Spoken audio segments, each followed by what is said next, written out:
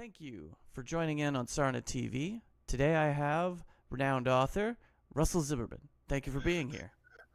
Hello, and thank you for calling me renowned. That was adorable. Everyone's renowned if they're on Sarna TV. That's fair. That's fair. As long as you're hyping yourself more than me, I'll take it. All right. Well, we're going to still be talking about you, so we will first start with brief introductions. So give us your BattleTech story, please. Right. The most concrete memory I have of gameplay with BattleTech was like 1992 ish. Um, and a friend and I that were in scouts together would bring our BattleTech stuff with us. We had like one like boxed set worth of stuff Mhm. and set it up and play when we had a chance, like on a camping trip or something. And then we had to like scribble down like the hex map coordinates for everything and pack it all back up. So we had a game, like one game that probably took us 6 or 8 weeks at one point. It was just like Lance on Lance, but we were playing a little bit at a time, learning the rules a little bit at a time. So yeah, gameplay wise, that game with my boy Ethan Coble, like I said, circa 92, 93, is my first like solid memory of playing instead of just looking at a book. The fiction feels kind of omnipresent in my life by the time that I was old enough to be reading on my own, not just like for school. The BattleTech stuff was there right alongside my Forgotten Realms, my Dragonlance. Um, you know, so yeah, the BattleTech fiction side of things has just been omnipresent. And to a lesser extent, the source books that I just kind of read as fiction. Um, but yeah, for gameplay, like that's the first concrete example I've got, and it was probably the worst way for two kids to learn how to play BattleTech was to play for an hour, pack it up for a month, and then play for another couple hours, and yeah, but it was still good times. It got the job done. It got the hooks in us, so mission accomplished. Well, how many weeks did that take then? Like to Like I said, finish it it was up? a what I Okay. I remember at least 3 or 4 sessions of it, Wow. of starting it, packing it up, bringing it with us somewhere, starting it up again. So yeah, it was a while. All right. And then how did you go from playing BattleTech to writing about it? Um, well, mostly I just kind of asked. I was at the point where I could. I've been working with Catalyst since like 2010, 2011. Mhm. So I mean, it's solidly 15 years by this point. Um, and we had flirted with the idea a while ago, and I just kept knuckling down on Shadowrun stuff instead at the time. And then there were a few kind of spots available on the BattleTech side, and there were an author that left that I felt left a gap and an opening and a chance to kind of adjust the trajectory of the fleet a little bit. So I just talked to Helfers and Phil and started sending them stuff. And Phil was like, "We got you, man. Like, we'll find room. Start sending me short stories." And the first big story idea I had was Violent Inception, and then I just started to get like little spin-off prequel stories. So I was just chucking stuff to Phil every month or two, and he had a little backlog that we were releasing, every other issue until it was time to go. So Okay. yeah, basically I just kind of got my foot in the door by already having a foot in the door, working with the same people for so long on the Shadowrun side of things. So Very yeah. cool. So, just to clarify, like a lot of those short stories that you wrote before Violent Inception, those happen like you wrote those after Violent Inceptions, like in the real Um, world? while I was kind of revising and refining Violent Inception, but yes, Hmm. like the Okay. first big story arc idea I had was what would become Violent Inception. But we knew that because of how serial novels are paced, that were like, oh, this isn't going to be out for like 2 or 3 years, right? Because it's a quarterly magazine, Yeah. and they only do one serial at a time. Mhm. So I was just like, so we got some time then. And then just because of how my brain works and who I am as a person, I wanted to tell more of that story with these sort of prequel pieces that established a foundation while also being standalone stories of their own. So yeah, they came to me in different order and I worked on them in different order, and we were able to get them published in kind of a chronological order that fit for the story though. Okay. Well, we will talk about some of those stories in a minute, but first we have to get through the all important question. And I might know the answer, but I'm going to ask anyway. What is your favorite mech? You don't know the answer, Okay. and it kills me because I actually have yet to write anything with these. Okay. But my kind of go-to answer, if I need to give just a chassis, it's Thunderbolt. If I can give a specific variant, I like the Wolf's Dragoons one Hmm. that Chris Kell used, the nine. I think it's the 9W, isn't it? Nine. But yeah, I like any jumpy Thunderbolt. I tend to have pretty good luck with them when I'm running them, Hmm. and I had exceptional luck the last time I played against one. I took it out in one shot. Oh. I put off the Thunderbolt all match, focusing fire on the rest of his lance, and then I figured then I'll have like my 4 half mechs left over against one T-bolt. So I did everything in order, and then the first time I looked at his Thunderbolt, I sent a single large laser shot at it, and it got a center torso crit and hit the ammo, and I took it out. Sweet. So it's like, oh well, good thing I put that off all day. But yeah, so just T bolts, I think, are um, they're just a great little jack of all trades that fills a similar role to the Merlin. Mhm. Kind of luckily, as I write more Merlin stuff, which I know we'll be talking about, Mhm. but yeah, so some of the better Thunderbolts, I would say, are if I have to pick a mech to run. You know what I mean? If it's you don't know the scenario, you don't know what you're up against, you don't know who you're working with, pick a mech. And for me, it would be one of the jumpy Thunderbolts Mhm. that would be able to, I feel, kind of cover whatever I needed it to cover.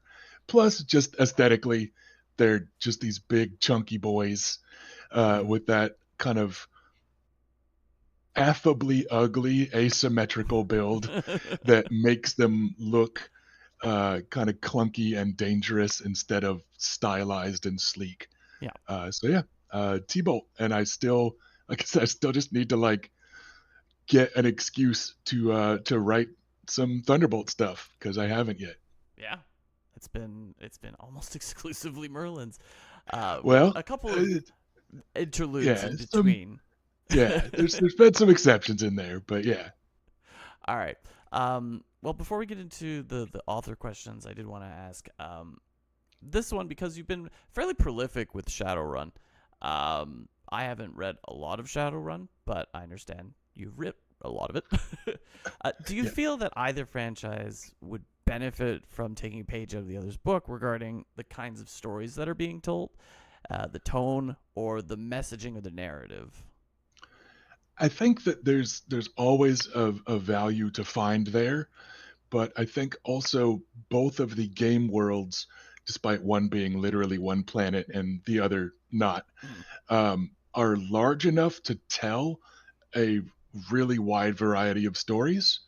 So there's no one like right Shadowrun story, and there's no one overarching Shadowrun message, really. I think that you could argue that there should be, if something is going to call itself cyberpunk, certain tropes of kind of an anti unfettered capitalism thing, of the importance of community and neighborhood and things like that. But that can look very different in different Shadowrun stories. I've written some Shadowrun stories that are just straight up paramilitary stuff. The Blackbird trilogy is a series of novellas or short novels. It's kind of fuzzy. That's just like globe trotting Tom Clancy paramilitary commando stuff. Um, and those have a very different vibe than my Jimmy Kincaid stories, which is the noir PI in his home neighborhood. Um, and they've just got very different vibes. Mm. But I've also recently written one called Dark Synergy, which was a corporate executive, and it was his sense of idealism and community and his ideas from within the company as somebody that was literally born and bred by the company, and how he reconciled being a decent human being with working for a megacorp. So I think that most of those messages just come from the character that you're writing more than they automatically come from the setting or automatically come from the era of BattleTech or what have you. So I think there's definitely cool messages to be found on both sides, but I think especially with the outlet that Shrapnel provides, like there's people telling Shadowrun stories. You could do a whole series of noir PI on Solaris stuff, which I know is out there, right? Mm-hmm. And it would kind of just feel like Shadowrun. Mm. Especially Yeah. some of the old, like the Mech Warrior RPG fiction, for instance. That stuff was basically Shadowrun fiction, right? Because it tended to be a weird group of paramilitary specialists instead of like the Mech Warrior RPG necessarily being all Mech Warriors, right? And it's like, what's really the difference here between this and a Shadowrun story in terms of putting a group together and the type of jobs that they're going to get and stuff like that. So yeah, there's room in both for all kinds of stories, and I could tell just as much a post-apocalyptic Mad Max story in Shadowrun, in certain parts of the setting, as I could tell in BattleTech in certain parts of the setting. So I think that that's a part of the longevity of both settings, though. Also, a part of what has made them resonate with fans for so long Mm-hmm. is that there is that variety, um, of just these opportunities to tell different stories in whole different genres that all just happen to be in the same game engine. Right on. We will get to some of those other stories that you've also written in BattleTech, but I wanted to ask about your day job, which is being a history professor. Has being a history professor helped with writing BattleTech at all? And what's been the most beneficial thing that you bring from your background to BattleTech? Yeah, definitely the thing that I bring from my academic background into writing BattleTech is just being able to do research, Mm. and having the mindset of a researcher, and being able to organize those thoughts and those notes and and put things together in that way. Um, what I brought from freelancing into academia when I went back and finished my degrees and started on advanced degree and yada yada was making a deadline. So a lot of the writing skills that I had as a freelancer, um, carried over when I went back to finish up my degrees and stuff. And I was just like, like college is easy when you're not a dumbass 18-year-old Yeah.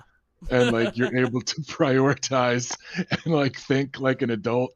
And when you already have experience at time management and stuff like that. So yeah, there was definitely a back and forth from academia to freelancing, but also from freelancing to academia. But yeah, I think the biggest thing is definitely just research, being able and willing and excited to do your homework, in a way, just putting in the time and looking through the books and finding the plot hooks, finding the small details that make something feel grounded and part of a larger narrative, finding the narrative threads that you can weave together organically that are already there and are part of the setting, and when you should do that versus instead making stuff up. But I find you don't really have to make stuff up very often. If you're looking for something in BattleTech, you can probably find it. Um, and yeah, that just comes down to doing the homework and enjoying that part of the process. Right on. Okay, we'll get to the story questions, and we're going to start off with one of the most recent stories that you've published, although not necessarily may have written. I'm not sure. But I'd say your entry into the Bounty Hunter anthology. No, we're changing the title now. It's Yeah, Bounty Hunties. Hunties. We're gonna get on that. We're updating the PDF right now. Perfect. Bounty Hunty I stories. think we're gonna Put a have to little change the freaking cover too. put little chibi mechs on the cover again. Bounty Oh, Hunties. that'd be so great. Anyway, That your would be story pretty in great. there, Sorry, continue. everybody knows, is I think had very much a Western vibe. So, what do you think are the essential components of a Western story, and how do you keep that Western vibe in a sci-fi setting like BattleTech? Um, I did the same thing with Range War, which was in Shrapnel 16, Mhm. where again I was just like, I'm leaning hard into this Western thing, and the reason I wanted to do so both times um, was the idea in BattleTech of stuff falling off the map. I wanted to lean into the periphery in both of those stories. And in both of those stories, I had found worlds that were part of a country on the map in certain eras and then weren't in later eras. And they hadn't been yoinked by somebody. It wasn't a matter of them being invaded and now, that Torian world is Davion or whatever. It was just like, no, like the Outworlds Alliance shrank, and this was on the ragged edge of it, way out at the far extremes of space, and it's not on the map anymore. And I just kind of wanted to tell a story about that, and that sort of extreme periphery. What makes that happen? What sort of sparsely populated planet does that happen to? How does that happen? Why does it happen? What's it feel like to be there when that happens? Does it happen all at once? And like in Range War, I had them, you know, kind of bitching that they're like, nobody from the Alliance has talked to us in like 100 years, right? But then at the same time, they were using the legality of the Outworlds Alliance and of the district that world had been in as their excuse to come do the stuff that they were doing, which was basically an oversized kind of eminent domain grab. And it was just one of those things where like, yeah, countries are dicks sometimes, right? Like they Yeah. use the laws when they benefit them and ignore them when they don't. So here we had this world that hadn't quite been on the Outworlds Alliance maps for a couple generations, but they were like, you know what, like we're gonna take their stuff and we're gonna do what we can to make this benefit them, but we're just gonna accept that we can't help this world. We can't fix what's wrong with this world, and what they're left with is a world with a bunch of like cattle and other livestock and nobody to buy it or sell it. And then in the Outworlds Alliance, we're starving and we've got empty worlds that we could fill with livestock. So it was a matter of like, let's make a deal, but also let's make a deal at PPC point. Um, so with that one, that was able to be kind of the core of the story in terms of the broader narrative.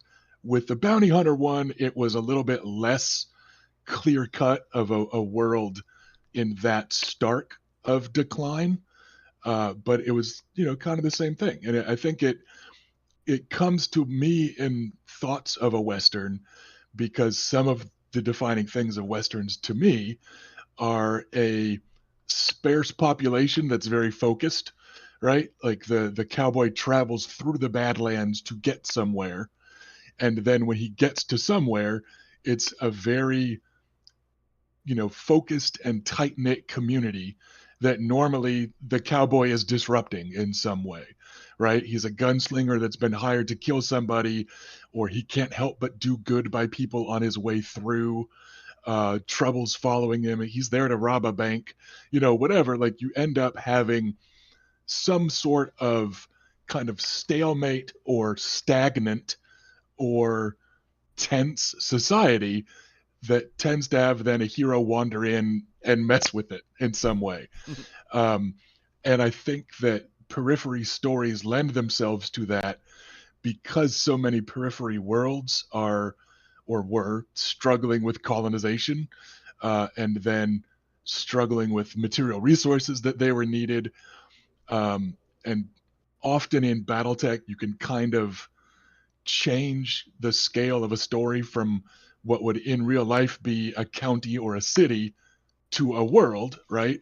And that directly translates from Westerns, because another thing that was symptomatic of this kind of classic Western time period in real life American history, going from the 1870s to say 1910 or so, was boom towns and then bust towns.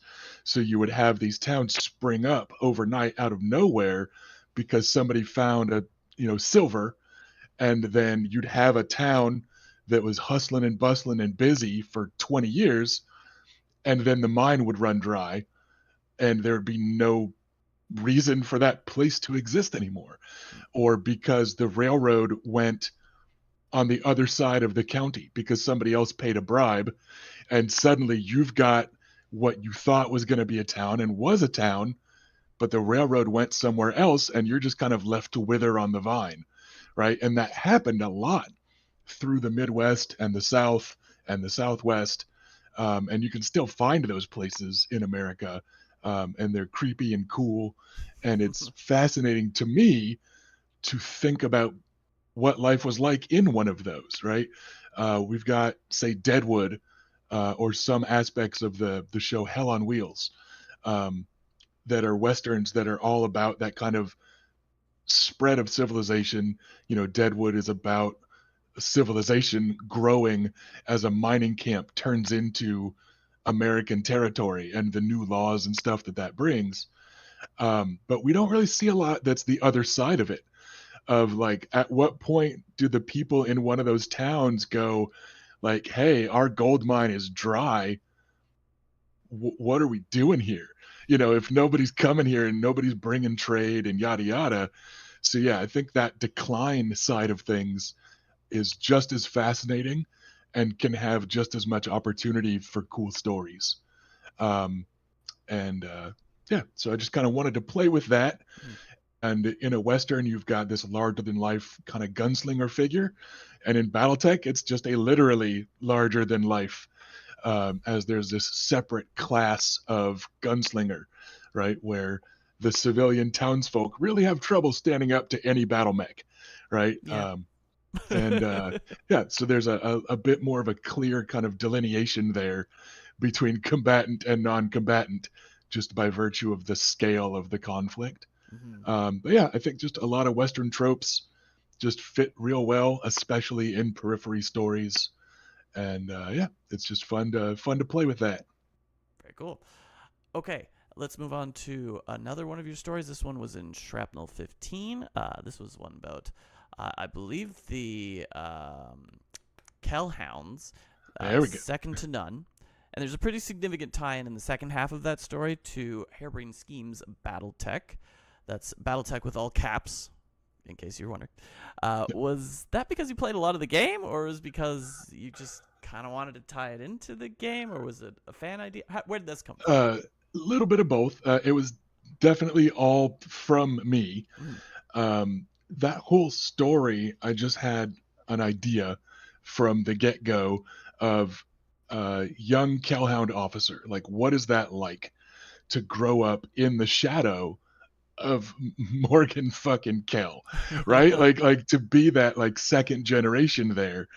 Um, and it was also one of the earliest stories that I wrote. Again, it just came out in a weird order because publication times and this, that, and the other. Um, but initially, Philip Lee, the editor for Shrapnel, said, "Hey, we want a mercenary story. Um, that's as specific as we're looking right now is just mercenaries, like but you'll get bonus points if it's a like big enough mercenary outfit that it's got its own force pack."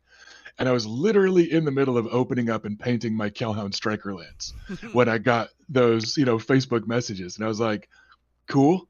How about the Kellhounds?" And he was like, "Cool, that works."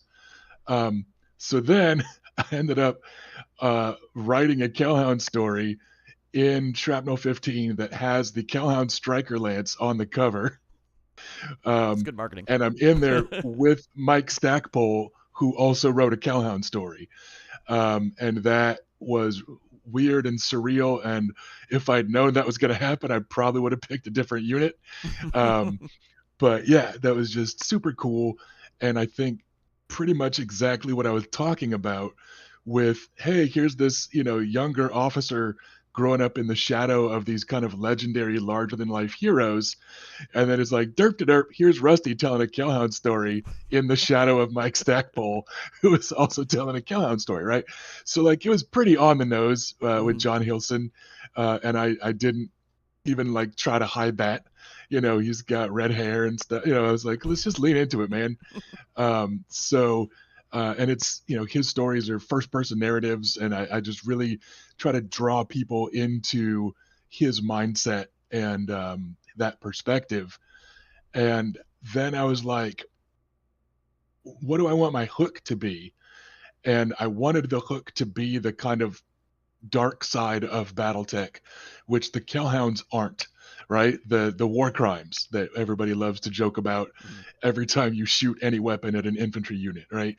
But that kind of opposite of the Kellhounds. And I knew that there would be some room to figure something out if I played with that time period when the Kellhounds were largely dispersed for the first time, right? Mhm. Historically.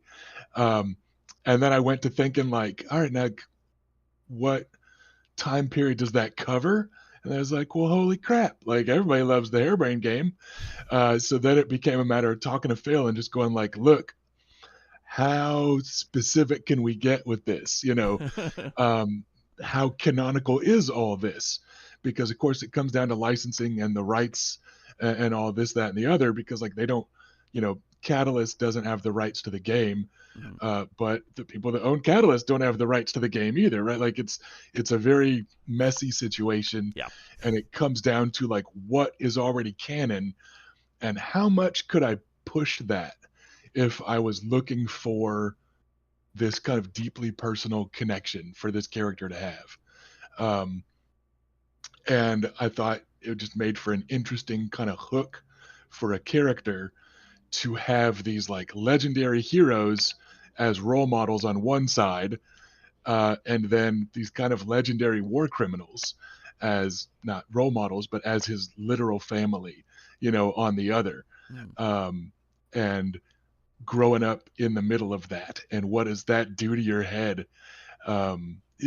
Trying to reconcile those things. And yeah, so it just kind of came from that. And it came from me just talking to Phil and going like, how much can I tie it to this?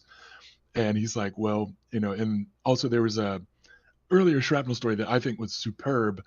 I believe it's almost sounds like the guns themselves, I believe is the title of it. And it was a great little story. I've got to look it up now because I'm gonna feel like a jerk if I got it wrong. But it was a story set, yeah, almost sounds like the guns themselves, Mhm. and it was set post the harebrained game and the kind of cleanup on Coromodir with the environmental catastrophe of this fortress class dropship crashing down, but also the social catastrophe of the aftermath of a civil war. Because, like, spoiler alert, those suck. Civil wars, historically speaking, are some of the worst Mhm. in terms of behavior of troops and of atrocities committed and of prisoner treatment or of prisoners not being taken at all, Mhm. right? And that's all definitely true of like the American Civil War. You can wander to your nearest Barnes and Noble and read about it to your heart's content. And this story um, from Shrapnel, what was it? Can I find what issue it was just so I can tell people to go read it? Issue 6 of Shrapnel. It touched on all that with this mistrust everywhere of what side of the war was this guy on, right? And so you're in the middle of like cleanup and environmental concerns, and you've got these clouds of lethal smoke in the air, and you've also got clouds of mistrust and paranoia in the air, Mhm. right? And it's a great little story. But I was like, ooh, ooh, ooh, ooh, like that means canonically the plane crashed, right? Like we're Yeah. good, So it was like, what is out there that we have officially established as canon, and can I add like a detail to that? And name drop somebody, right? And Phil was like, yeah, we can. I think we could do that. So Mhm. then, yeah, I went for it, and yeah, I think it's worked out. There is more John Hilson on the way. Okay. I very recently turned in final edits on his novel. That he's got one coming up, and it tackles some of this stuff. It tosses him back out into the periphery and stuff. So it's a cool one. But yeah, it was just absolutely me just going like, there's so many cool stories that can be told in that era of BattleTech that so many people harken back to as this kind of golden age, that kind of defining early era that some guys just haven't ever left mentally, right? Yeah. And let's tie it into that some, because that was also a very pivotal moment in the Calhounds history. Um, and yeah, like it was just a matter of like, what can I find that overlaps? And I stumbled across the Hairbrain game and was like, perfect, let's do it. Right on. I think it ties very well to and very cleanly together. And I'm always in favor of anything that kind of ties together the video game lore with the Yeah, official lore, because I yeah, think they all should be kind of a cohesive whole. yeah. Uh, And I think there's room for it as long as you stay vague. And that's the trick is don't give enough detail that you're overriding anything in the video game, and don't focus on the stuff that's kind of purposefully non-canonical that we can't write about because it legally belongs to somebody else, like the bull shark, right. right? Like we can't write that because that'll get lawyers. Yeah. But write about other stuff and you're good. Lawyers are expensive. Yeah. All right. Um. So we've talked about the bounty hunter. We've talked about Kellhounds. Those, so far at least, until you have your new novel that you apparently wrote about the Kellhounds published, those are actually departures, it seems. And it seems like you've mostly been writing about Mountain Wolf BattleMechs, their creation, and most recently published the Mountain Wolves, the Mercenary Unit. And it's not unusual for a BattleTech author to carve out kind of a niche. But why was Mountain Wolf BattleMechs yours? um it almost wasn't. Like there's an alternate universe out there where Rusty stopped researching at like Bowie Industries, and I just had a whole different thing going, Okay. right? Like I could have just stopped there, but I kept looking at just small, BattleTech companies. And the thing that got me hooked on Mountain Wolf was kind of how their story at a glance just doesn't make sense. It Mm-hmm. doesn't work. How do you have a company that is nominally based out of Vendrell in the Lyran Commonwealth, way over here, but then like their only factory is in Alpharats in the Outwards Alliance, way over here, but then also like they get all the electronics for their mechs from the Magistracy of Canopus, way down here. Mm-hmm. And it's like you could not have a worse logistical chain, right? Well, To this try is and do true, this. but Yeah. free trade and all, it's going to make everything cheaper to outsource. but but it was like, why would this happen? How would this happen? Mm, And that ended up being what I wanted to answer. I know I'm going to date myself here a little bit, but growing up reading Marvel comics, they used to have what was called a no prize, where you would write a letter in to like the editorial at the end of the issue, mhm. and you'd point out something that looked like an error from a prior issue, and then you would explain why it wasn't, and then you got like a certificate in the mail, Okay. right? And it was just called, hey, congratulations, you get your no prize. Um, and that was kind of what I wanted to do with Mountain Wolf, was like, how do I make this make sense?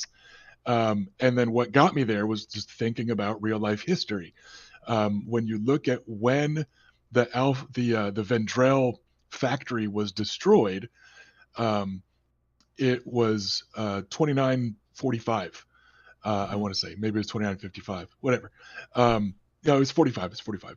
Okay. And then they make the Merlin suddenly, right? By suddenly, I mean like 60 years later. Yeah. So it's just like, how does that happen? Like, what happens there that they weren't doing that all along? What happens that they weren't remaking what they were making before? Which I still haven't got to write about Nighthawks, which kills me because I like Nighthawks. Hmm. Historically speaking, I'm a huge Wolfhound fan, and the Nighthawk plays a lot like a Wolfhound. Hmm. Um, and I just still haven't been able to move stuff to where I've gotten Nighthawks yet. But it's like they just couldn't make Nighthawks anymore because they were double heat sinks and they were ER large lasers and pulse lasers and right. And it's like you can't do that. So it's like, what do you do if you can't make the thing your company is known for? And also, what happens in that 60 years to make things fall together the way they did?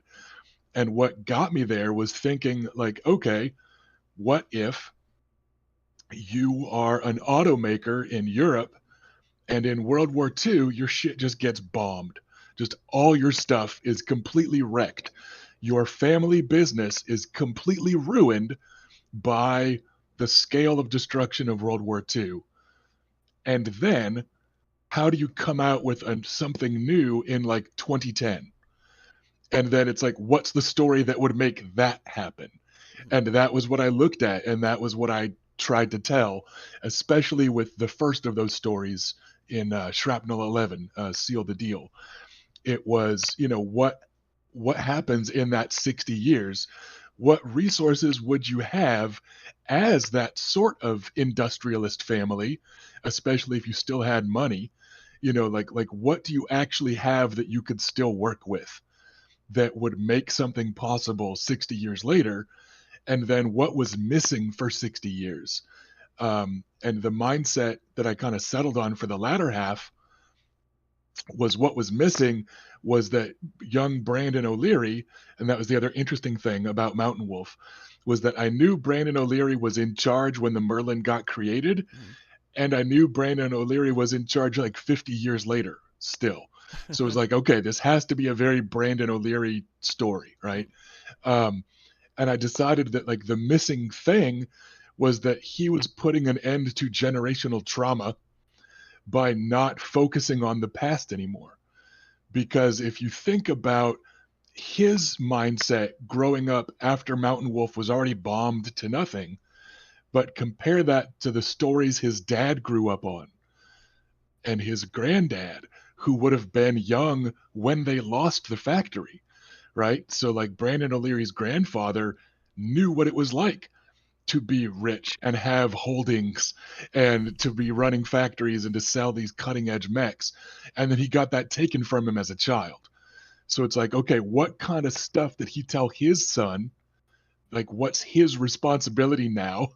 And basically, what's the generational trauma that he's dumping on his kid, right? Hmm. And then Brandon O'Leary's father, like, what does he take and dump on his kid?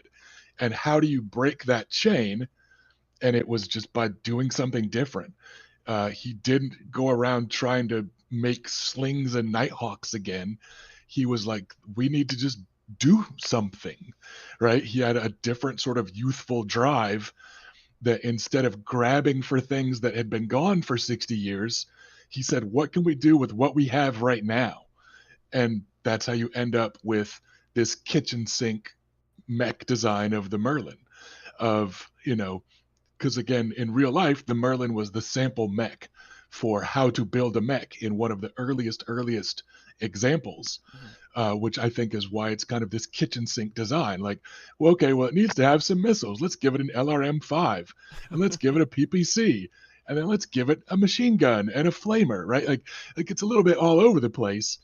Um, but if you think, hey, I've got 10,000 PPCs lying around that I traded for the last of the ER large lasers that we had, right? Like maybe that's how they ended up with this stock of energy weapons, was because they had some leftover stuff and they were just trading to try and get stuff put together, you know. So it's like, what if we just made a new mech? And then you look at the quirks that the Merlin has, and it's kind of an AK-47 in that it's this rugged, reliable design made with like really loose tolerances. And in a lot of the lore, they mentioned that like Mountain Wolf loses money because nobody buys like repair parts from Mountain Wolf because they can just put parts from any other mech in, right? Like there's that sort of stuff where all the quirks behind the machine are about how easy it is to fix and maintain. And, you know, so it was like that all makes sense, right? Like if you are putting together a mech from leftover parts, then anyone's going to be able to do that later when they're fixing that mech, right? So yeah, it was just like, let's look at history and try to tell that story of how does this happen? How do you have this 60-year gap and then suddenly they start to make some money again and innovate? And the answer is just desperation. They were just desperate to do something. So yeah, it was an interesting little rabbit hole to go down.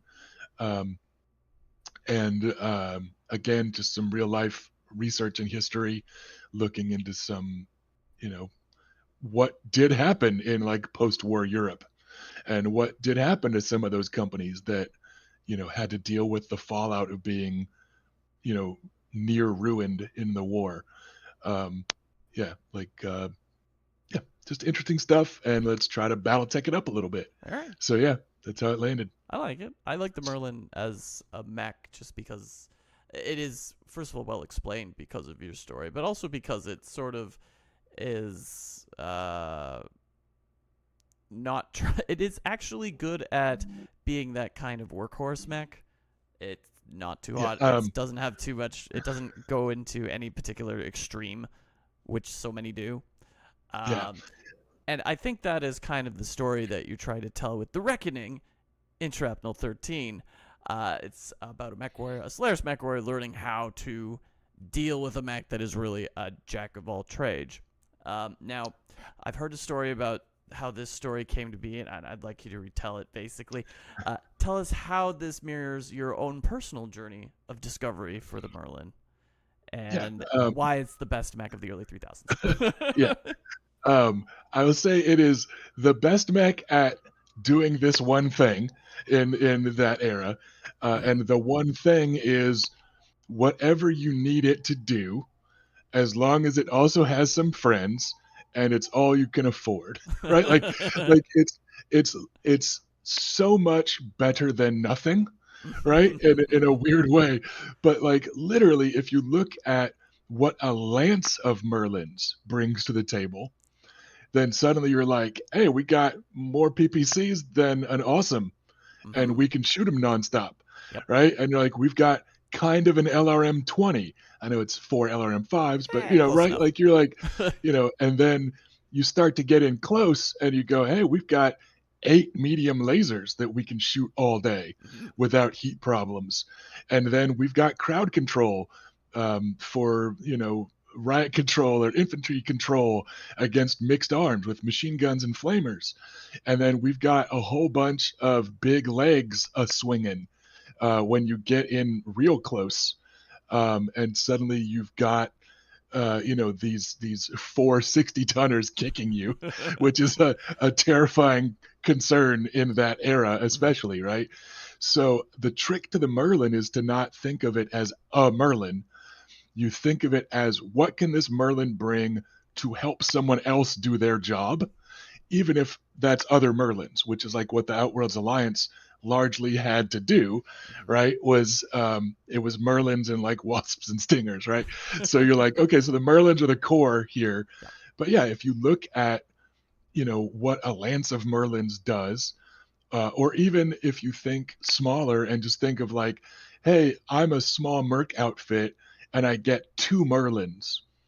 Where can I add them? And the answer is like, in this era, kind of anywhere but your recon lance, Mhm. right? And you can slot in a Merlin and it will help.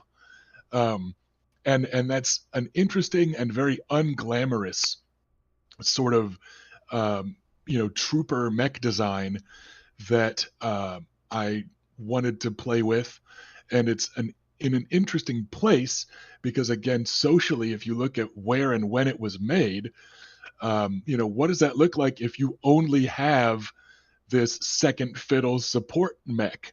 What do? And you're like, oh, you have them all support each other. And then you start to look at what a lance of them brings to the table, and it's pretty objectively terrifying in that era.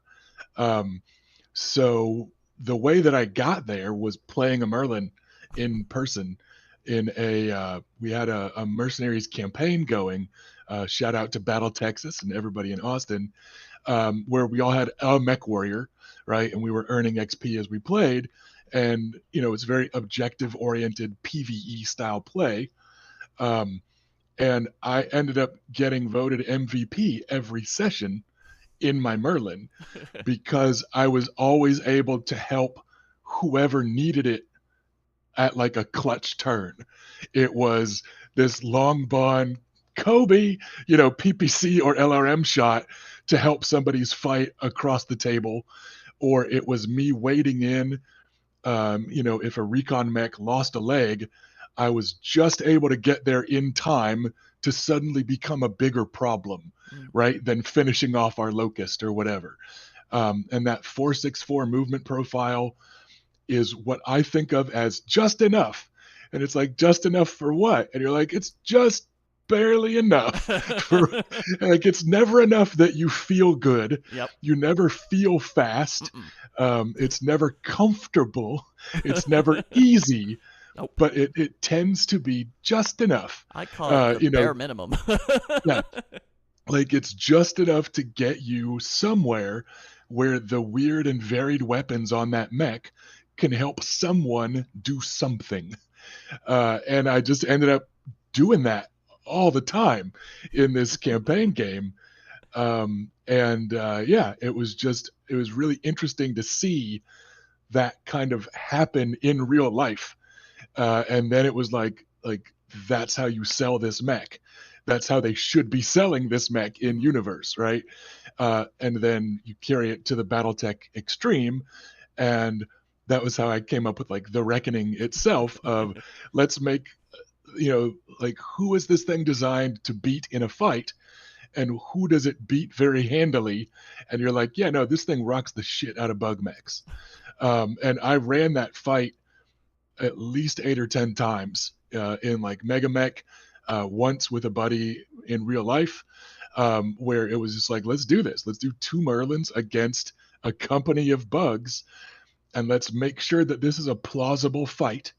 Mhm. And it was, and each time it was also like pretty cinematically satisfying because the Merlins get wrecked too, like they get beat up real good. Mhm. um but yeah, like it was just this really interesting kind of clash, in like a weird gladiator fight way where they used to make like bears fight a pack of dogs, Yep. right? It was that sort of vibe where you're like, if I can just land a shot or two, you're toast.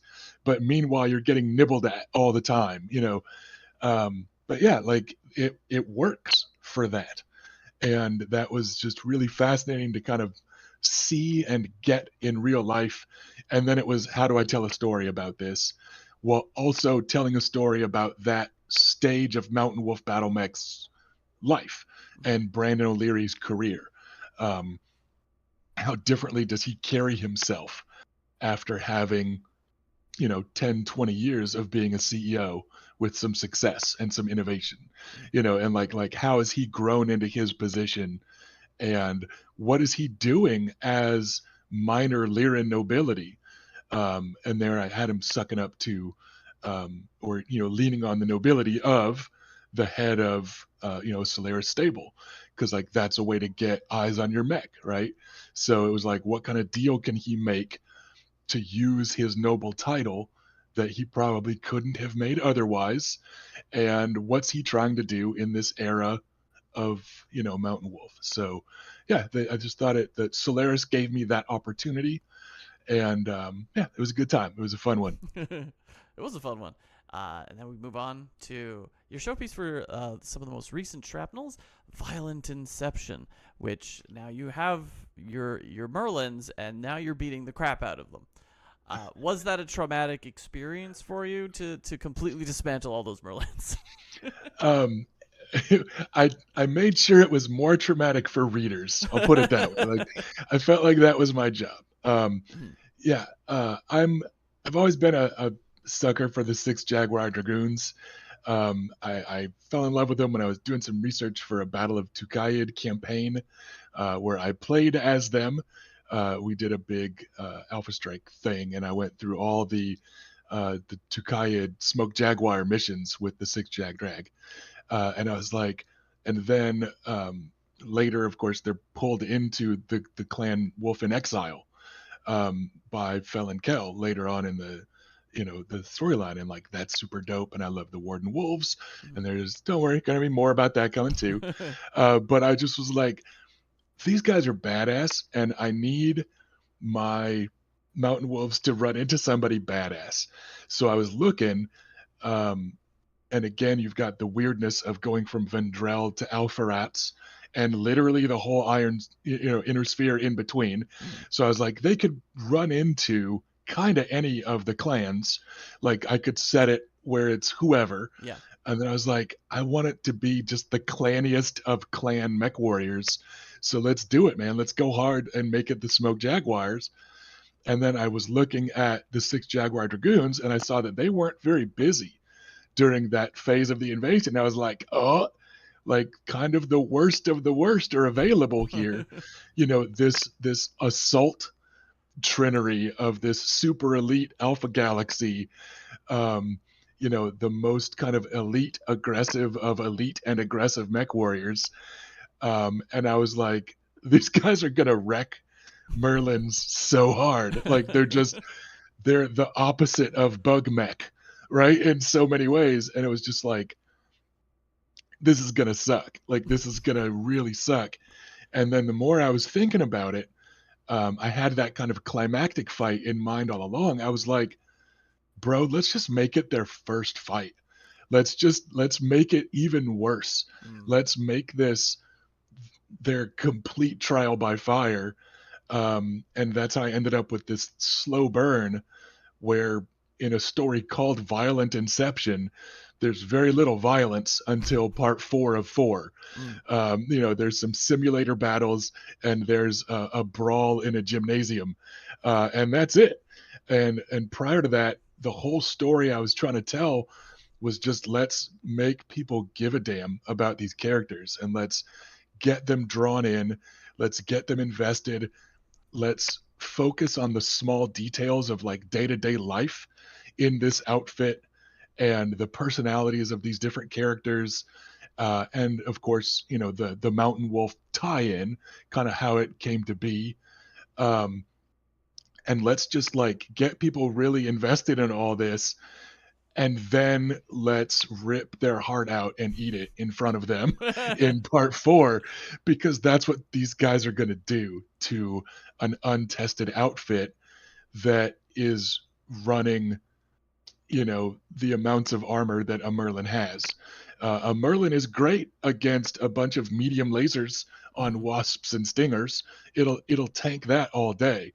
But when you start to drop ERPPCs and Gauss rifles, um, and when you start to toss in streak missile launchers left, right, and center, clan pulse lasers, large lasers, right? Like all the advantages that the Merlin has when it gets to bully a target are completely flip flopped, and it feels like the bug compared to a direwolf A and like a warhawk. And so I just wanted that sort of iconic clan brutality and that feeling that we had playing through BattleTech at the time, whenever whoever it was in your local game group introduced the clans. And remember that this was like before battle value and stuff, right? So it was just like, this jerk that bought the book first and was able to get the minis first, or just made a little standee, Mm. he shows up with like matched tonnage, which was how most games were done back in the day. Mm. And you've got, a Shadowhawk and a Phoenix Hawk or whatever against a Dicey, and you're just like, why? What am I even doing with my life? Like, why am I even here? Yeah. So I wanted that feeling of they shot me from how far away for how much, how accurately, right? Because that stuff was just all completely insane in a way that it's hard to explain to newer players that have just kind of grown up more used to it. But like, there's no word for the shell shock of suddenly having something, looking at you with a trio of clan large pulses and a Gauss rifle, and then a pair of streak sixes if you got in close. Mhm. That's like the Direwolf A Yeah. that was in my head because it was the one that I used in this fight. But it's like there is no describing the terror that you feel at that compared to playing an intro tech game, right? Like there's just absolutely no comparison, um, because none of the rules apply anymore. When the clans showed up, they didn't have minimum ranges for the most part. Mm. Not the classic ones, at least with the PPCs and the LRMs. So your tactic used to be, oh God, run in close, right? But you do that here, and you're like, oh, it's just worse. Like it's just I just made it worse. Like they're still shooting me with their PPCs and their LRMs, and now they've got this other crap too, and so like I really wanted to just hit home how unfair those fights were, and to capture that feeling of hey, round one we've got four or five clan assault mechs that all have head choppers. Like someone's probably going to get head chopped, like if they're going pretty hard early on, like a couple of those 15 pointers are going to hit just right, Mhm. against guys like the six Jaguar Dragoons, who are kind of canonically like 2/3 across the board, Mhm. right? And then you rank some of them up, Get and him you're a just like, targeting yeah, no, like computer. you're, Yeah. yeah. And it's just like, no, like you have never seen this before.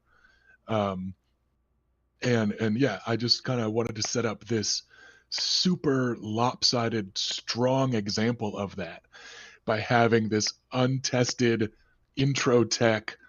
Most of them are 4/5s, in skill type of merc outfit, against that.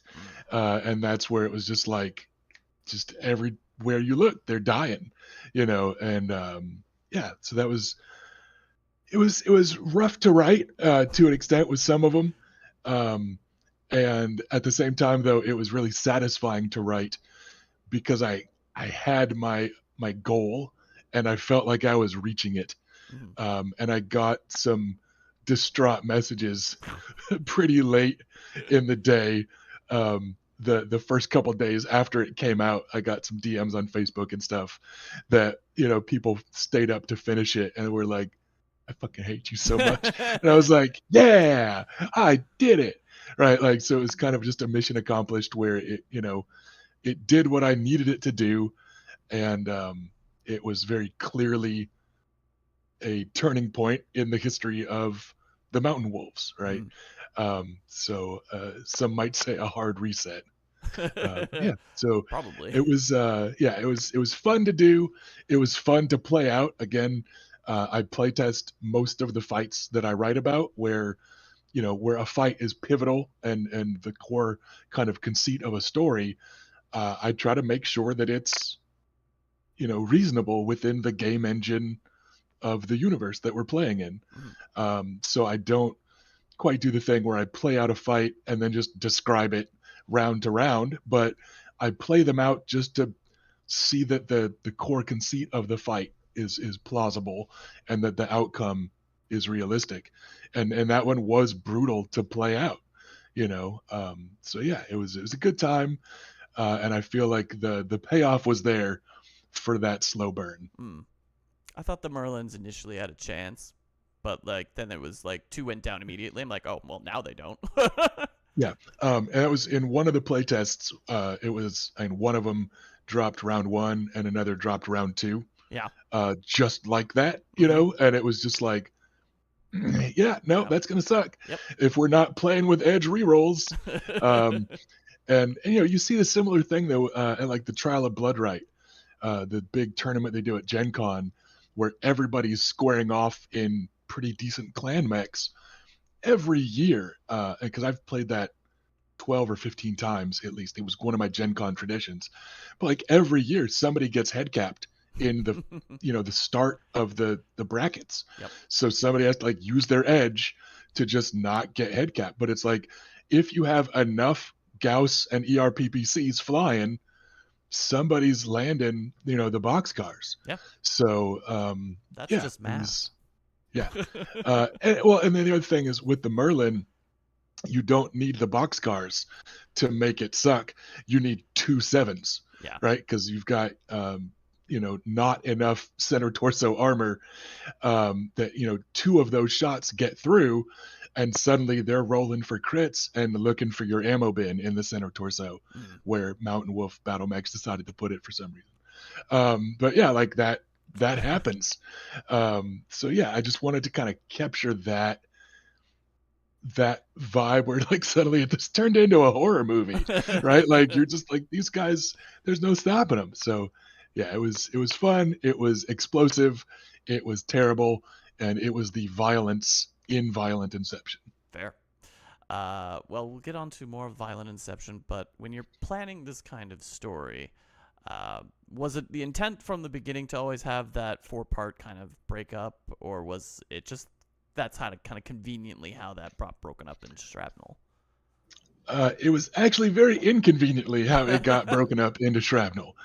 I had initially had the idea of it as a novel. Mm-hmm. Um, and then I was talking to John and I was talking to Phil, and we were figuring out some scheduling stuff. And Phil was like, we could do like a serial novel. And I was like, okay, um, I'm going to have to stretch it a little bit here because it's real hard to have an idea for a 90 or 1,000 or 90 or 100,000 word story and then suddenly go, oh, I've got four short stories now. So it was very inconvenient, but it was also, I think, a really interesting and good thing for me to have to do to try and boil a story down to four big chunks like that. It was what are like the most important little arcs that need to be told of this story that I have planned. So initially, I had a lot more day in the life stuff going on, which I'm a sucker for. Mm-hmm. Growing up in Scouts and spending a little time in the Army and stuff like that. Like that's what most of it is, right? Like that's the vibe is that's the important stuff is that day to day, just like any other workplace, right? So I wanted, to invest a little more on that. Didn't quite get to, but I think, it still gets across well. Mm-hmm. But yeah, it was a matter of like, what are the most kind of pivotal moments in the story of these, you know, deuteragonists and in the story of the Mountain Wolves as a Merc outfit. So it's like, okay, we need to say like how they kind of get launched and how Hannah is in this position. How do they recruit the other pair of characters that kind of first and most strongly came to me, and that was Shotaro and Tomoko, who are the other two-thirds of the disaster bisexual love triangle panic session, but yeah, it was like let's show that kind of Solaris recruitment. Like what does that look like when a Merc outfit goes to try and look through like dispossessed mech warriors? How do you do that, and what does that look like, and how does that feel? And then it was just kind of trying to find these touchstone moments. And of course I still was over the kind of ideal word count for your average shrapnel story, but Phil was like, we can't cut any more than you've already cut. Like this is good stuff, we're keeping it. So I was lucky there that he was okay with me stretching my legs where I did, Mhm. because he knew how much I was cutting to get there in the first place.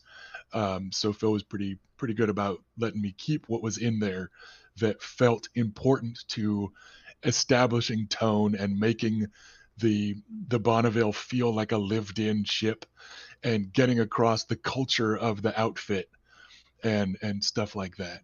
So yeah, it was very much. It did not come to me in a four-parter. It was broken down into four-parter, and then because I'm a dummy, um, right before it was supposed to start coming out, like, turned it in ages earlier. We're all set. It's ready to go. We had done all the editing and fact checking stuff, and then Phil and I were actually talking at Adepticon a couple years ago, and he goes, "Yeah, no, it's starting in, it's 17, and that's a Solaris issue." And I was like, "What? What do you mean 17's a Solaris?" Because like my Solaris story was originally the second part. Mhm. That recruitment part was initially story 2 of Violent Inception, and I'm like, I'm not telling a Solaris story an issue late. Like people are gonna think I missed a deadline or something, man. Like, come on. Like I've got this really Solaris story. So I ended up flipping them there, and instead you kind of start at the tail end of making the company, Mhm. with them recruiting those mech warriors and taking off, and then you kind of get the backstory part of Hannah's court martial and stuff as an kind of in character explanation instead.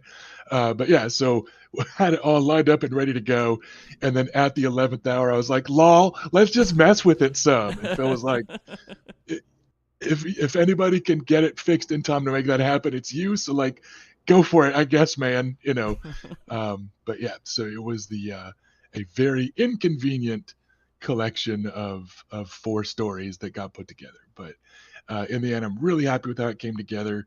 I'm really happy with the kind of capstone follow up novel that finishes it off, which again, some editing has been turned in, and knock on wood, we're hoping that that'll come out as well later Mhm. this year. And yeah, just really happy with how Violent Inception fell together, and the investment I've gotten from fans.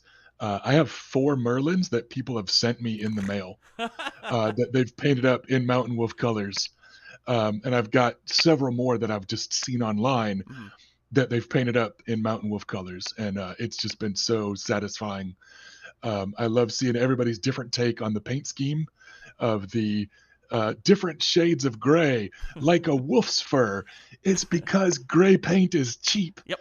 and because gray paint looks a little different everywhere you go. Mhm. So they're like, yeah, no, it's modeled like wolf fur. You're like, no, it's because it's cheap, and then this, corporate blaze orange highlight that it's up to every mech warrior and their technicians to decide what that highlight is. So I've seen some where it's, armor panels here and there, Mhm. some where it's edge highlighting on the armor panels, some where they did the orange like in between the armor panels. Mhm. Remember how the mechs would like glow in the Hairbrained video Yeah. game, right? You've got that kind of orange peeking out. They painted it so it looked like that. Huh. Basically, that was their orange and gray. Okay. So it's That's a just been take. super cool to yeah, to get everybody's take on this, Mountain Wolf paint scheme, and then it's just been super flattering the handful of times that people have reached out and been like, "Hey, can I send you something?" And I said, like, only if I can send you some like shipping money or something like that. But yeah, it's just been super duper cool to get this three-dimensional fan art. So clearly there was a yearning in the soul of the community for this weird little underdog Merlin to get some spotlight time, and people have really enjoyed seeing it get that. So it's been really cool. All right. Well, you got to keep gathering them until you have a full company. I don't have a company of other people's Merlins, but counting those Merlins, I have a reinforced company of just Merlins Perfect. myself right now. All right. So yeah, lots of them. Got lots of All right, let's talk about perhaps the most unique character I've read in a BattleTech story, Henna Ripon Hart, who is, I think, a Muslim bi trans woman. Four. of Four. color. Yeah, of color. Yeah. I missed that one. Um, yep. And that's all there, and that was all stuff that came to me from doing the research for the story, Hmm. except for the buy part, which was just in my head kind of early on. I wanted this, small group of horny teenagers that aren't taking being a mech warrior very seriously Mm. to be thrust into positions of responsibility and terrible change and growth, whether they're ready or not. Right? Like that was the kind of core conceit. Um, and it just felt easy to make them buy and all be not sure how much they're flirting with each other and what their feelings are, whether it's very deep friendship and you happen to be attractive, Mm. or is it this kind of childish crush growing into stuff, or whatever. Because I feel like most of us have gone through phases like that, often at those, from 18 to 25 or so. It's not always the love of your life, and it doesn't always have to be, Yep. right? Like we've all. Oh, I just saw my Yeah, I was cam gonna fell. comment, Sorry. but I was gonna let you Yeah, finish. thank you. Um, but yeah, so I just kind of wanted to get like that part of a story in there. But then with a lot of the rest of it, it was doing my research on Vendrell and Lyran nobility and the Lyran military and putting together my own little family history of House Hart, and stuff like that. And I came across the little pockets of Jewish and Muslim culture in Lyran space and elsewhere in BattleTech. Some of that came from looking at Alpha Rats over in the Outworlds Alliance, where Muslims are the predominant group. So I was like, could that be part of the tie here between why they've got factories on Vendrell and Alpha Rats? Could that be part of why and how they get along with both groups of people? And then looking through the House Steiner handbook and stuff like that, I was like, that totally could be part of it. So yeah, I was looking into that sort of thing, and it was just I got that idea, and then I was thinking back like how overt the Christianity was in some earlier books, and how that didn't detract from the story, and how religion, especially in times of desperation, is a pretty common human thing. And I don't think that it's all that different for Hannah to say, like, please Allah, instead of, oh, sweet Jesus, right? Like it's, it fills the same role in the story. It's just a little bit different flavor of character quirk.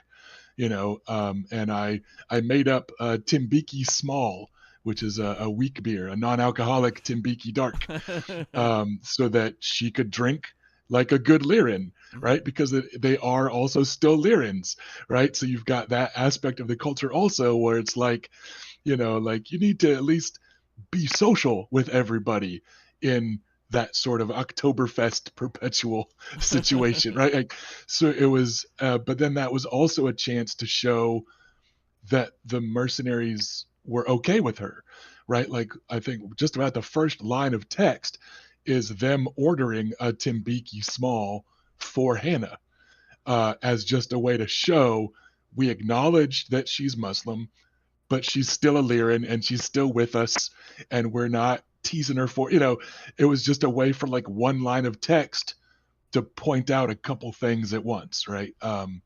So yeah, like the different aspects of her character all just kind of fell into place in that way from me researching something else and then figuring out a way to make it fit, um, including what is, I'm sure, the most controversial part of her to some folks, and that's the transness. And there it was a matter of what's the legitimate, like, what's the actual reason that her dad is mad with her and wants to like punish her and court martial her and control her and stuff. Like, what's the real reason there? Because I didn't want it to be just that she was an incompetent mech warrior. Mm. She's not a great mech warrior.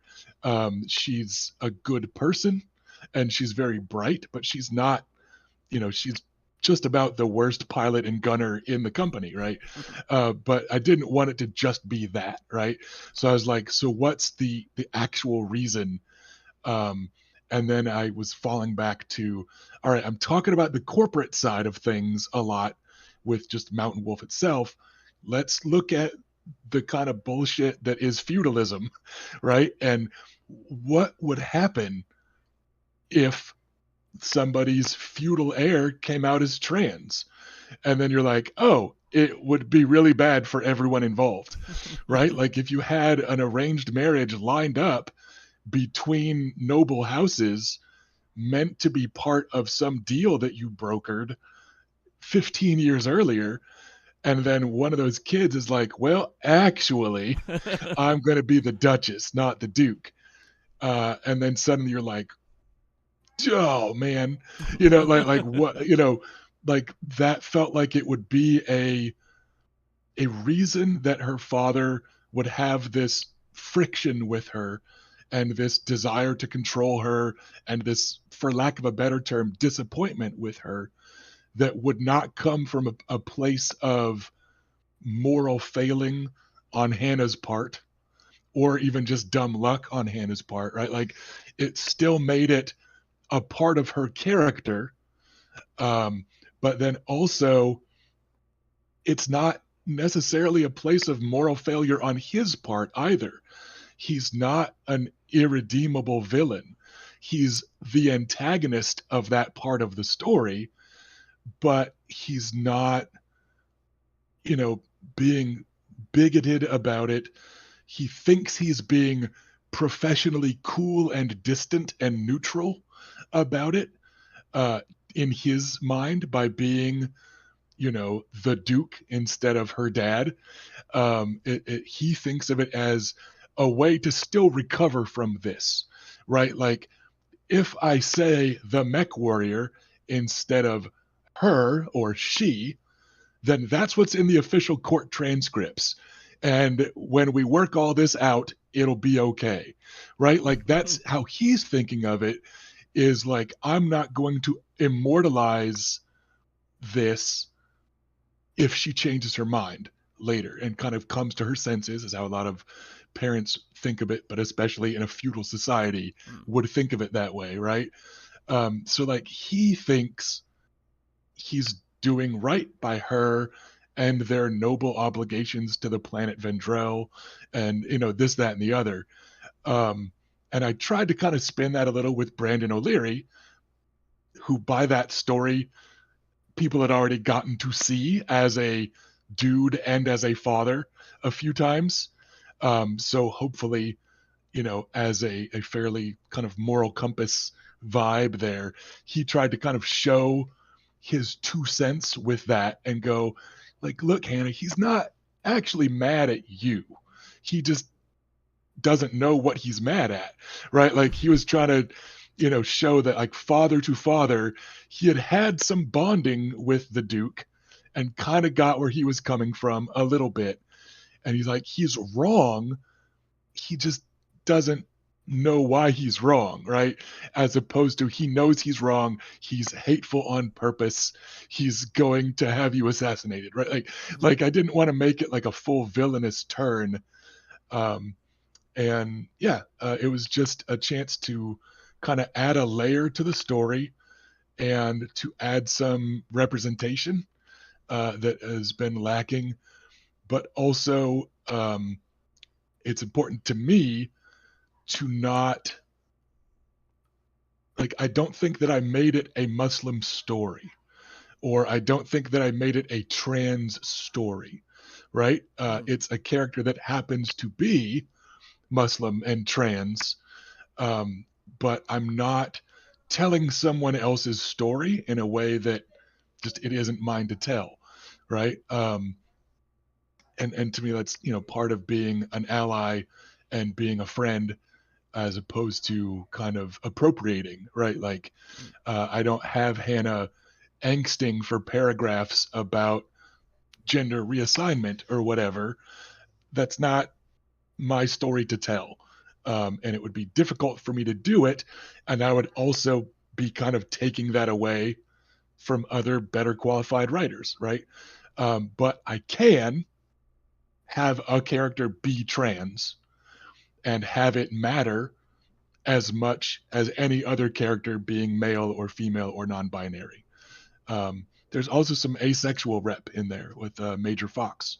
Oh yeah. She's ace, and again, I think it's presented in a way that doesn't make it central to her character, but it adds to her being kind of a foil for the trio of horny teenagers, right?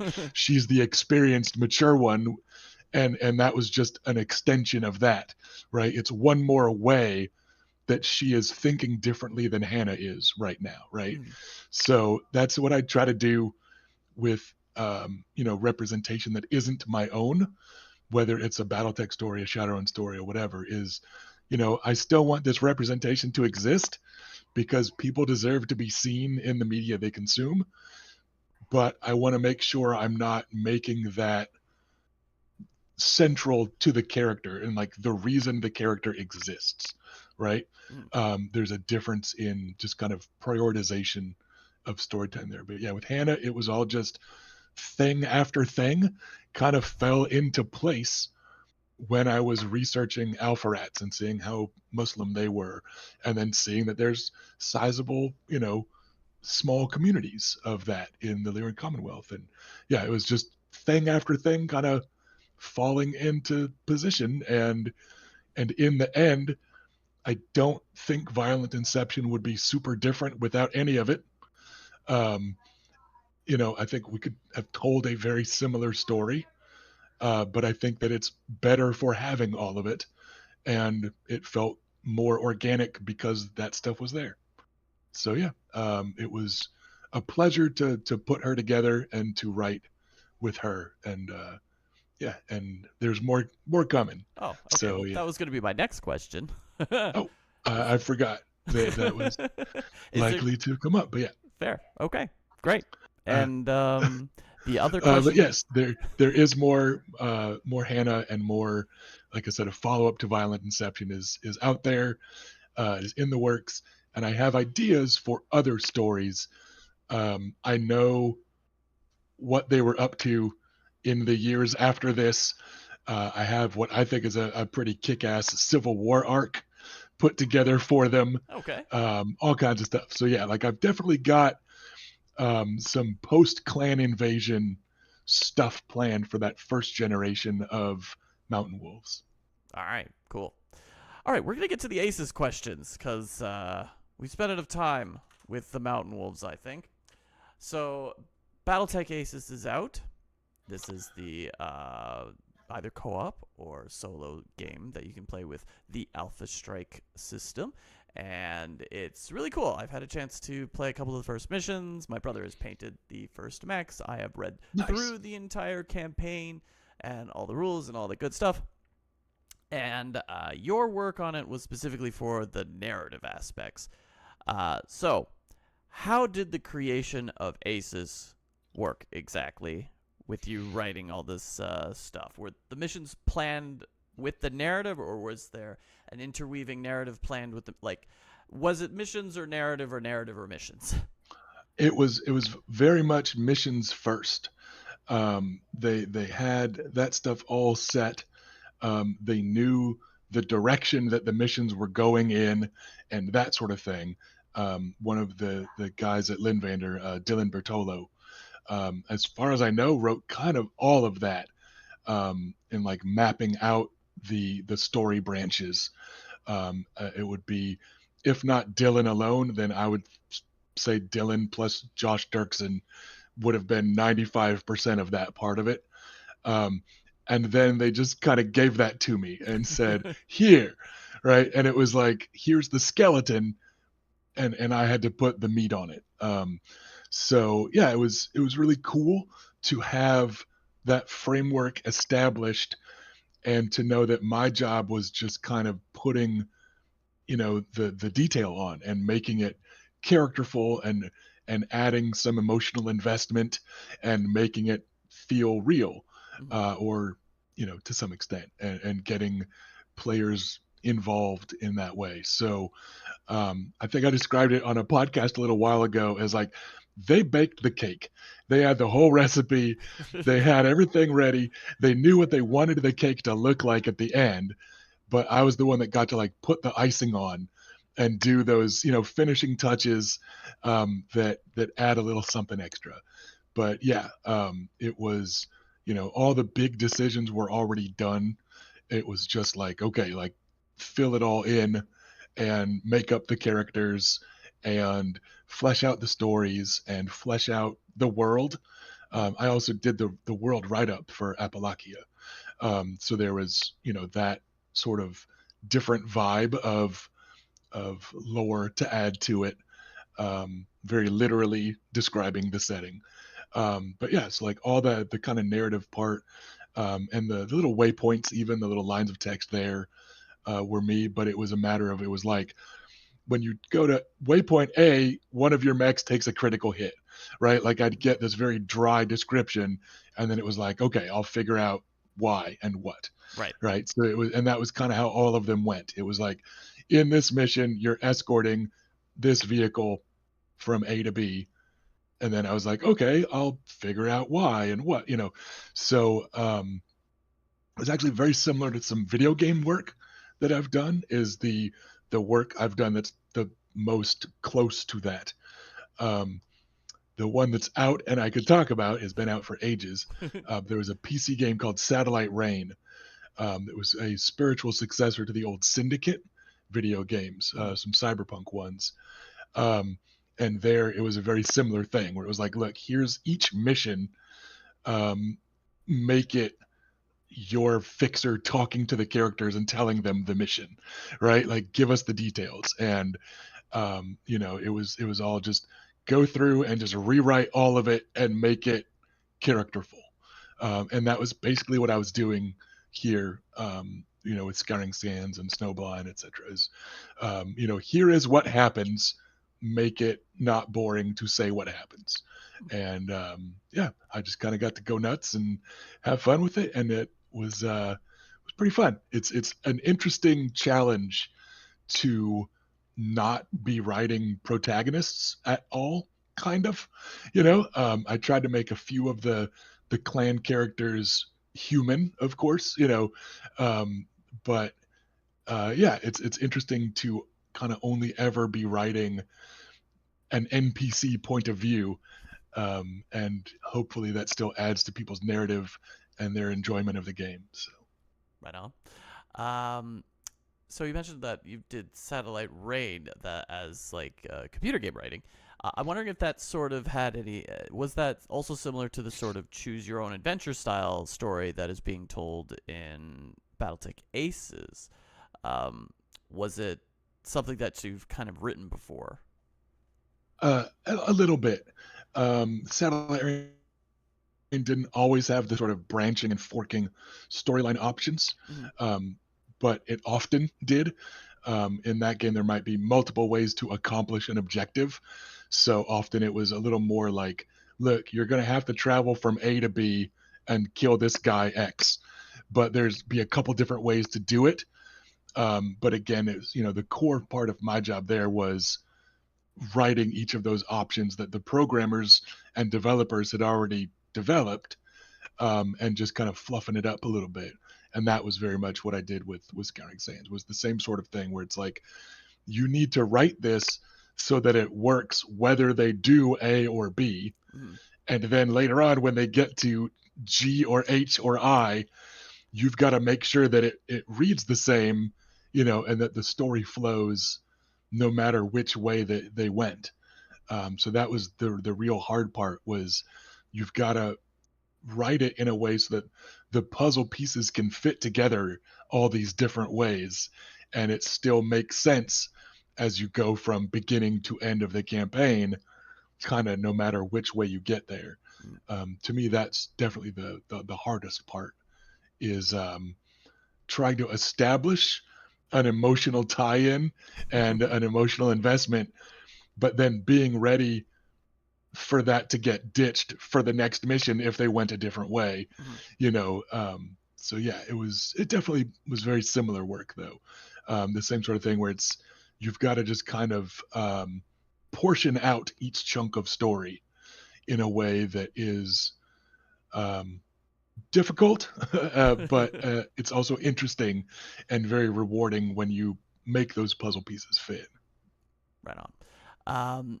So I hope it wasn't super difficult for you to have written about the 18th Falcon Regulars, the Salama unit, the guys who were left behind on Appalachia, and then you beat the crap out of in Scouring Sands.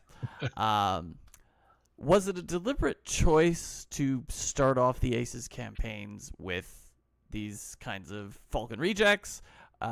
For like, why was it these guys the perfect punching bags to start off a player? I think that they very much did end up being, the perfect kind of guilt-free, punching bags. But I think a part of the bigger concern was finding a conflict that still feels like it matters, right? Like you want a campaign to feel like it has some weight, um, but to find a campaign that doesn't completely matter, right? Like we didn't want it to be deciding the war for Terra, right? Like we couldn't do it that. So you needed to look at like, all right, where are there kind of unnumbered but throwaway numbers of NPCs? And it was like, look, there's no hard, firm roster of exactly who got ditched in the rush for Malvina to drag all the Falcons to Terra, right? Like we know that the bulk of the clan went, and we know some of who stayed behind, G Chistu and whatever, but like there wasn't a comprehensive inventory of who got ditched at the side of the road for whatever reason. Um, and there could be with that sort of thing, with any sort of military operation of that size and scale. Like there's probably whole drop ships of Jade Falcons that got ditched along the way, right? Like something broke on their ship and they had to go land somewhere, right? Like that just happens anytime you're moving any sort of large force with this many moving parts. Sometimes when something breaks, you just ditch it and the rest of the army keeps going. So, there could be even more little bitty Jade Falcon remnants scattered here and there. Um, who knows, right? But it's just anytime you're dealing with numbers that large. But yeah, I think the Jade Falcons are just a very, like I said, kind of guilt-free punching bag. The remnants that are left are all either as psycho as Malvina Hazen, but then like something else had to be wrong with him to be left behind. So that's another way to kind of explain the varying skill levels that you might run into in the campaign, and why like some of these guys, like why aren't they all super elite? And you're like, oh, it's because they're maybe just not super good at this, or they might be drunk, right? Like they're all dealing with being left behind in their own way.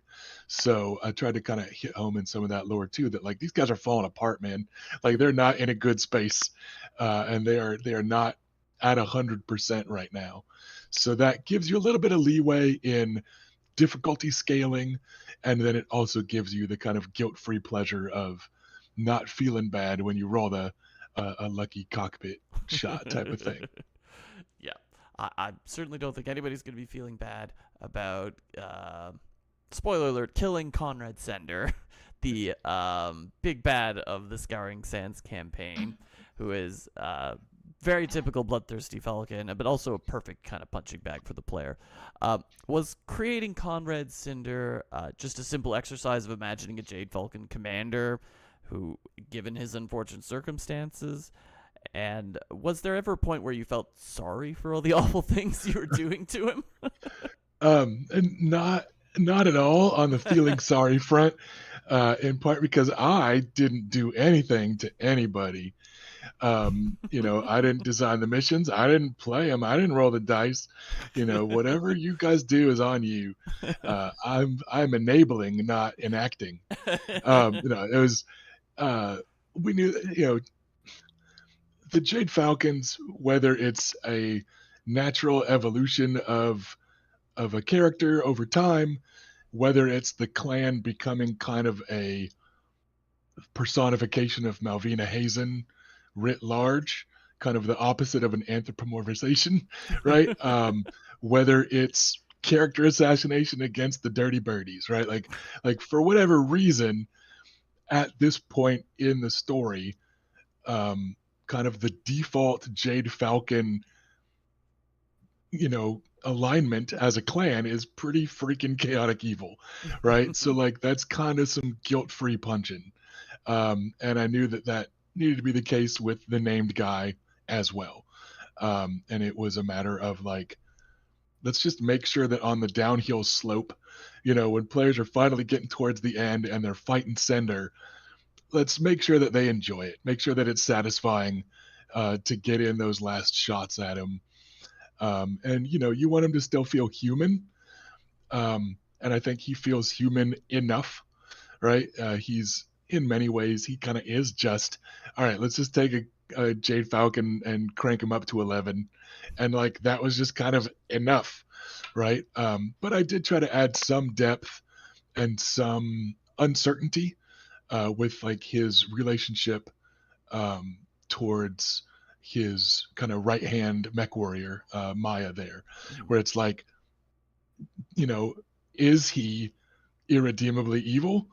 And is he out to punish her for treason, or is she wrong to turn against him, and or is she right to try and bring peace to But it's like I tried to leave it where you know different endings could be kind of read different ways, and it was a matter of like how kind of obsessed is he versus vindictive is he versus just how much has the clan not equipped him with the emotional maturity to deal with feelings of any sort of complication or frustration, right? Like most of clan society, if you're frustrated you can fight somebody until you feel better, right? Like you could just resolve issues that way. Mm, And like what happens when you can't, and there's nobody to trial above you to complain, right? Like what happens to somebody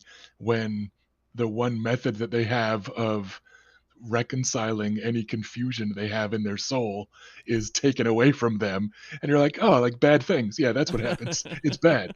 So yeah, Conrad was pretty easy to just kind of take a Jade Falcon, turn it up to 11, and that was what we needed for the box set. mm. All right. Well, things are going to be getting a little bit more ambiguous with the next Aces box, which is Snowblind. We're going to be picking sides during the Rashalhog Dominion Civil War. And I believe the crux of the Aces book is that you're still the same mercenary outfit. You're now in the Bears country, and you're going to pick a side. How does that Yeah, work in a civil um, war? there's not necessarily the assumption that you're the same mercs. Okay. You're supposed to be a just a different new company. They were not set up where you had to go through them in order. Sure, And I think but I they just believe kind there are of decided the rules that easiest. you can. Um, that part is more detailed than I can give, whether those options are there or not. Okay. Um, but there certainly wasn't a narrative assumption, right? There's no point in Snowblind where you go, "Hey, remember how we did this on Appalachia?" Right? Right. Like, there certainly isn't any sort of necessity to have gone from one to the other. There isn't an assumption of experience Mhm. there in terms of gameplay. You still get a hold your hand and walk you through it, just like a new player. I think of it as just kind of a sequel in a video game, to the extent like you still need tutorial levels, right? Like you can't Right. assume that everybody has played through it. You need this gameplay experience to also stand on its own. Um, Now, if you also did the first one, you're getting some cool stuff from both of them in that now you have twice as many cards, Mm. so you could do other cool things with this, kind of generative opponent technology, if a deck of cards could be called a technology, right? But like you're still getting stuff out of each new box, but there isn't a you know it isn't necessary to have had aces, much less to have successfully completed it to be able to play Snowblind. Now, as to the story of Snowblind and how it happens, basically you have been hired by the planetary government of Thule Okay. to keep the peace. Um, and they are home to a pretty important facility, just about the last place in the setting that makes fire moths slash dashers, Hmm. which I know some of us will then want to defend with our lives because we Hmm. love little Oh bastards. yeah. And some folks that play against them too much might be like, I'm not doing this campaign. Oh, I'm okay. throwing it. So Let's really, go. this Yeah. whole box is Track. just Yeah. going Rick. Yeah. to break BattleTech players down the line Yeah. of whether they hate or love fire moths. Yeah. So some people might just be like, no, I'm throwing this match, bro. But yeah, no, it's so that's the core conceit is just like because of this era and all the other crap that's going on during this kind of transitory period in the BattleTech setting, not just in the Dominion. But communication isn't great, to put it mildly, and coordination isn't great, and there are a lot of conflicting reports coming from a lot of different places. And basically, what happens is that they're just like, we can't necessarily trust the unit that's here to keep the peace.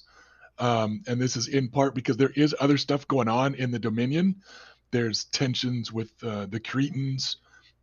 There's tensions inside the Dominion. Mhm. Um, but we know that there's big troop movements going on as they're prepping for different stuff.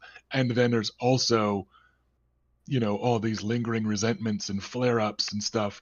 So basically, the thing is like the go to leader of this kind of planetary militia is gone, and a bunch of their dudes are gone, and we're just kind of got a skeleton crew left, and also like they're not all getting along real well right now. So mercs come in and just like don't let anybody trash the place, cool.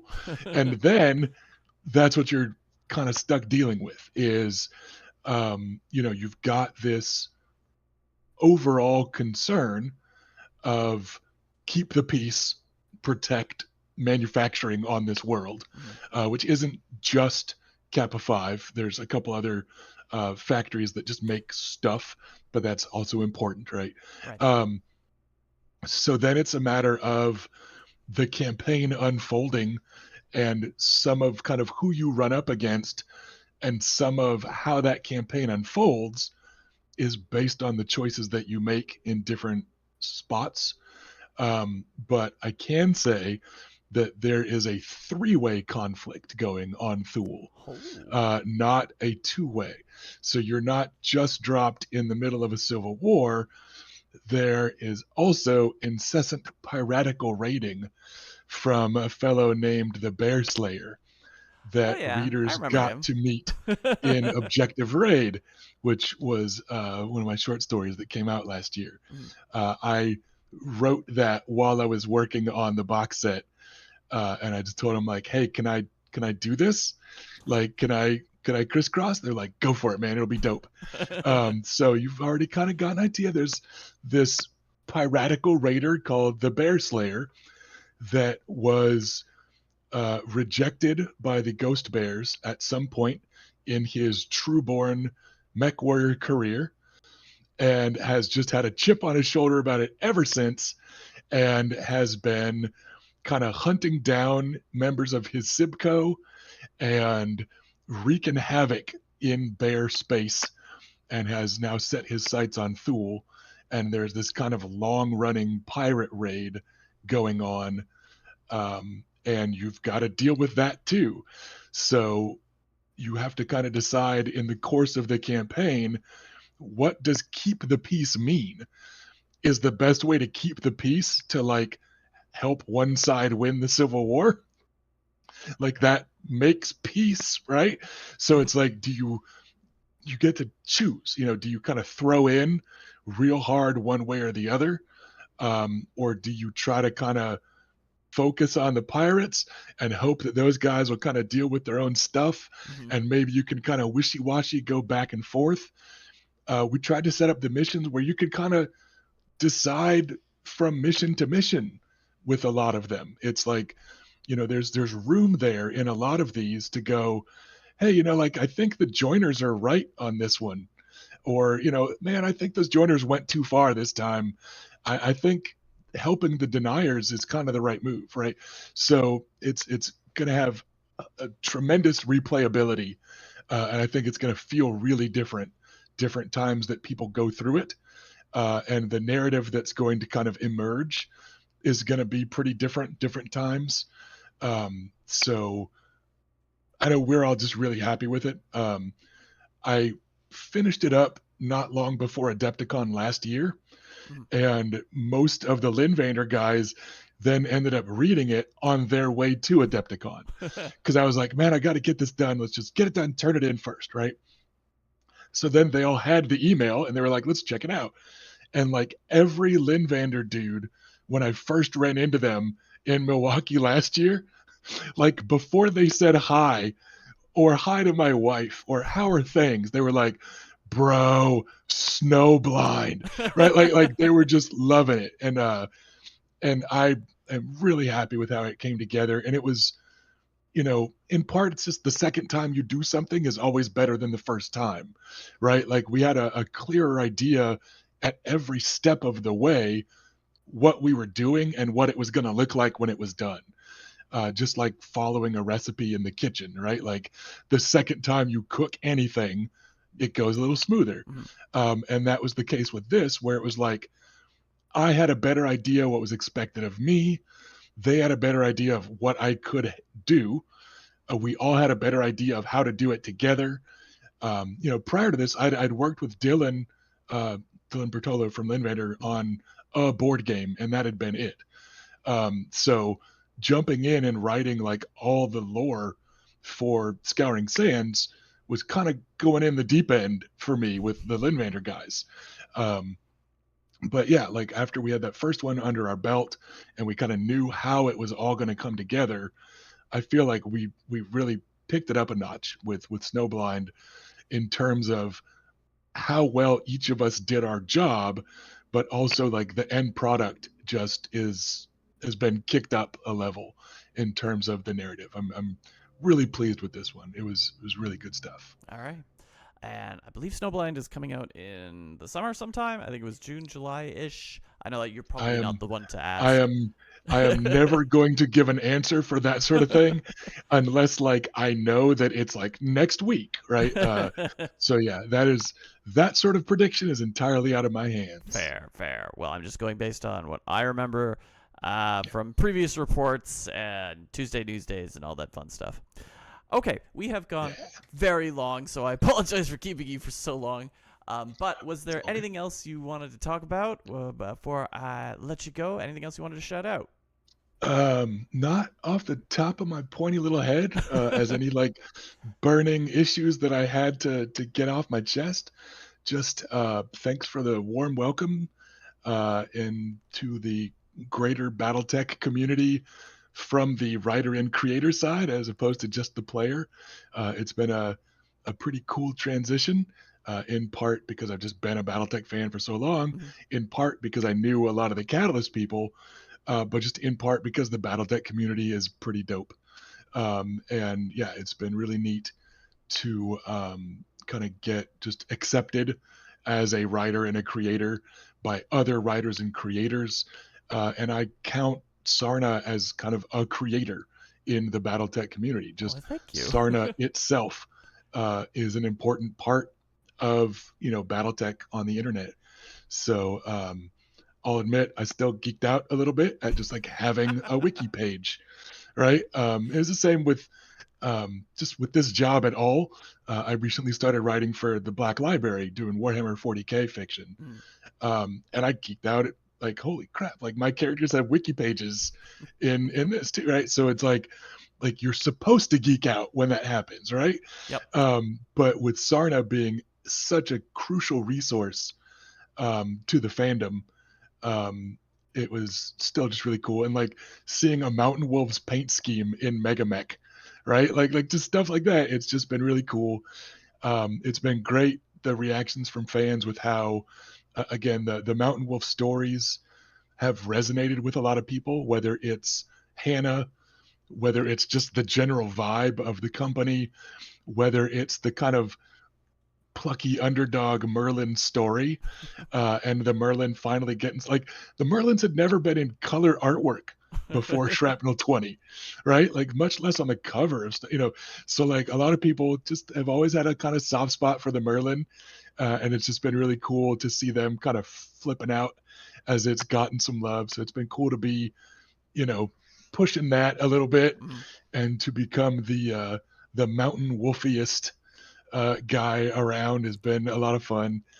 But yeah, it's also just been an absolute thrill to write bounty hunter stories, to write Killhound stories, to write some Wolf in Exile stuff. One of which is already out. That was in Shrapnel 22. Ooh. Um, but it's some Ill Clan era Wolf in Exile shenanigans that will tie into some later stuff because that's just how I work. All my stories go together. Mhm. But yeah, it's just been really cool to get to write kind of extensions of some of my favorite stories growing up, reading these things. So there is plenty more a coming that isn't the Mountain Wolves, the Cowhounds, or the Wolves in Exile. But those are the big ones right now. I did just do, I'm going to be in Shrapnel 25 and 26. 25 has me in a whole different faction than I have written before, Mhm. featuring a whole different mech than I have written before. Okay. So that one will be fun too. It's a pretty cleanly little self-contained story, but it's also pretty fun. So yeah, I'm just gonna be consistently putting out short fiction for as long as Phil finds room in Shrapnels for me, and keep throwing longer stuff at John, and keep on seeing when I can crisscross the streams and tie my short fiction into longer stuff. So plenty more coming. I'm gonna have kind of a fat year. I've got my first Warhammer 40K novel coming out later this year. On the BattleTech front, I've got the supposed to have, knock on wood, the Mountain Wolf collection Mhm. for Violent Inception, but then also a Calhoun novel and a Mountain Wolf novel that follows up Violent Inception and is kind of the end of that big first arc. So I'm really excited for those to hopefully be coming out because they're cool stories that I told a long time ago, and I want people to read them. And that's the heart of this job is you're just like, oh, I want people to read stuff. You want to be inspiring paint schemes and inspiring gameplay and hearing from people about playing aces with their kid. And like that's the part that makes this whole gig worth it is feeling like you're helping people have fun and feeling like you're helping people enjoy the game and the community. So yeah, I'm eager for a lot of stuff to come out this year, and hopefully people keep on digging it. Hopefully so. But I think they will because it was certainly a pleasure for me to read your work. It was certainly a pleasure to talk to you, and I look forward to reading more about the Mount Wolves, everything else you've got coming, and Snowblind coming out later this year. Awesome. All right. I look forward to you getting it in your eyeballs as well. All right. Take care. You too.